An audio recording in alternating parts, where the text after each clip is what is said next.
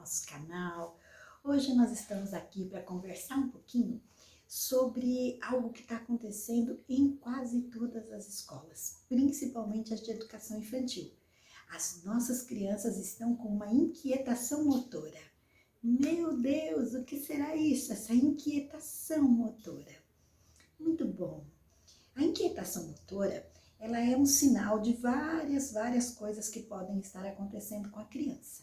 Mas o que nós observamos, assim, com uma frequência muito grande, são aquelas crianças que não conseguem ficar muito tempo sentadas, crianças que perdem o foco, perdem a atenção e não conseguem dar conta, muitas vezes, das atividades que são propostas durante o dia. Então, a gente vai falar um pouquinho sobre isso. Nesse momento nós vamos fazer uma reflexão, porque é muito importante, antes de pensar numa proposta pedagógica para auxiliar as crianças a dar uma diminuída nessa inquietação, a gente precisa pensar um pouquinho a respeito delas. Vamos lá? Então, veja só, nós estamos no ano de 2022 e as nossas crianças passaram praticamente o ano de 2021 em casa, por conta da pandemia. O ano de 2020 elas passaram em casa por conta da pandemia.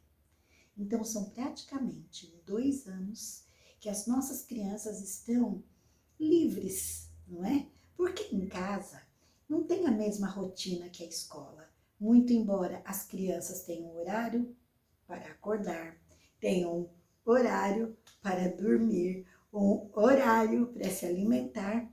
Na escola é bastante diferente do que acontece em casa, porque essa rotina tem mesmo um horário marcado, até em algumas escolas com sinal batendo, para que as crianças possam se organizar para a proposta, para a atividade que vai ser feita nesse dia.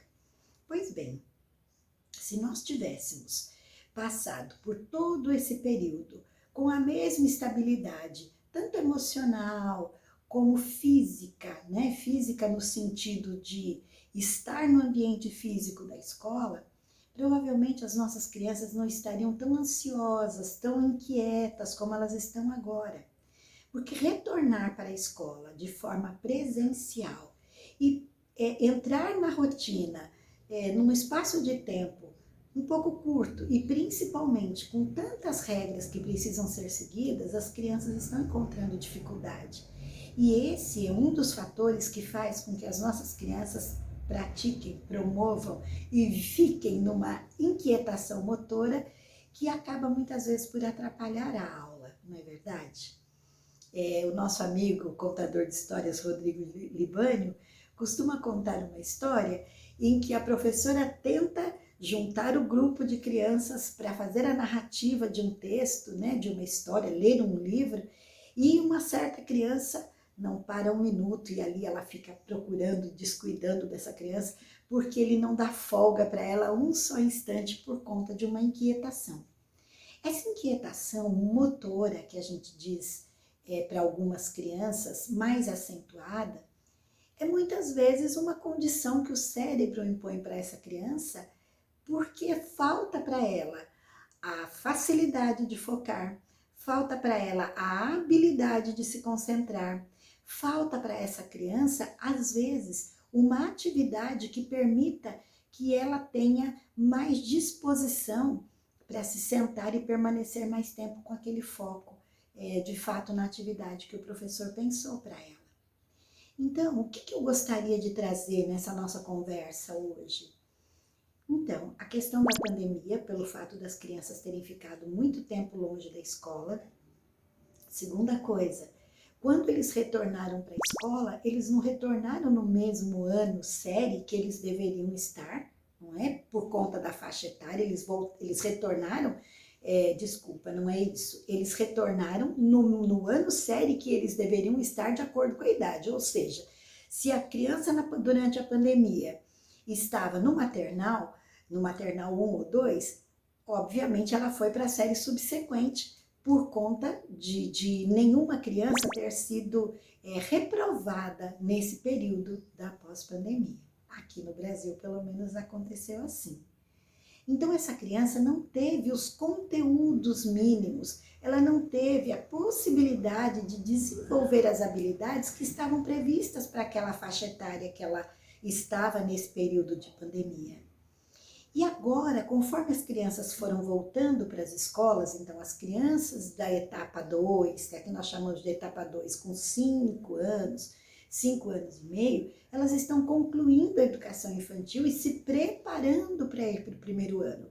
Mas elas não tiveram desenvolvidas as habilidades dos anos anteriores. Então esse foi um dificultador que os professores encontraram e estão encontrando para trabalhar com as crianças. E aí, a reflexão que eu trago é essa. Será que a gente precisa pular etapas para que essas crianças cheguem no primeiro ano aptas a exercer as funções que uma criança de primeiro ano precisa? O mesmo aconteceu com as crianças de primeiro ano, lá em 2020, e que hoje estão no terceiro. Então a gente percebe na escrita de algumas crianças uma falta de coordenação motora fina. Elas ainda não aprenderam a utilizar o caderno adequadamente. Então, tudo isso faz com que nós, educadores, pensemos quais são as atividades que nós vamos promover para essas crianças, a duração das atividades que essas crianças vão fazer justamente para isso, para poder resgatar aquela perda que elas tiveram nos anos anteriores. Então, a questão da inquietação motora, obviamente, precisa ser observada por um profissional capacitado na área de saúde, que vai fazer uma investigação maior para entender e auxiliar essa criança a desempenhar melhor o seu papel de maneira mais confortável, tanto para a criança como para o professor. Então, eu recebi uma solicitação de uma professora, que é o caso que eu vou trazer para vocês, hoje, só na conversa, e no próximo vídeo, com certeza, a sugestão de atividades para essa turma, mas são 24 alunos numa turma e uma criança que não consegue ficar sentada. Uma criança que se levanta e que bagunça a atividade do outro. Uma criança que se levanta e quer ir ao banheiro.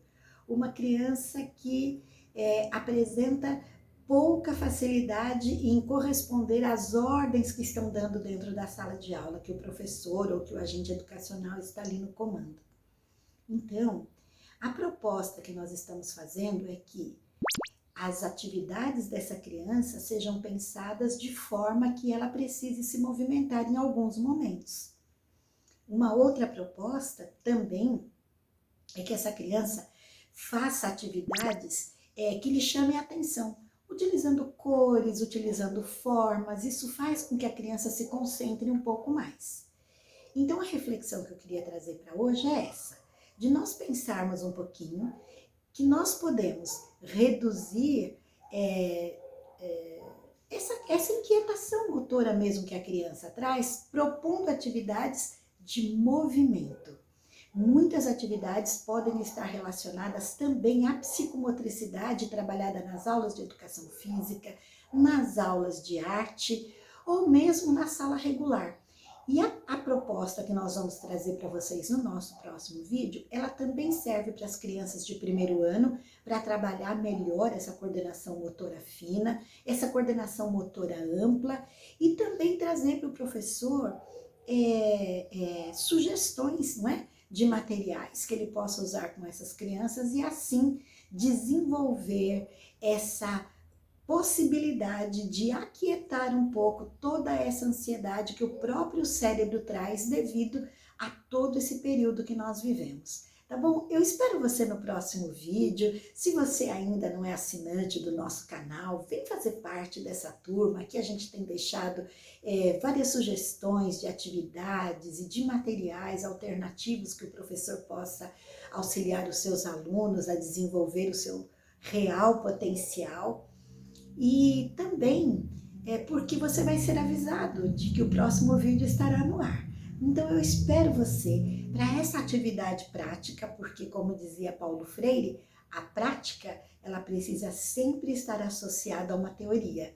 E então eu vou deixar para vocês aqui na descrição do vídeo alguns links que você possa estudar, conhecer um pouquinho mais sobre a inquietação motora nessa parte teórica e no próximo vídeo a parte prática, tá bom? Eu te espero. Até o próximo vídeo. Tchau, tchau.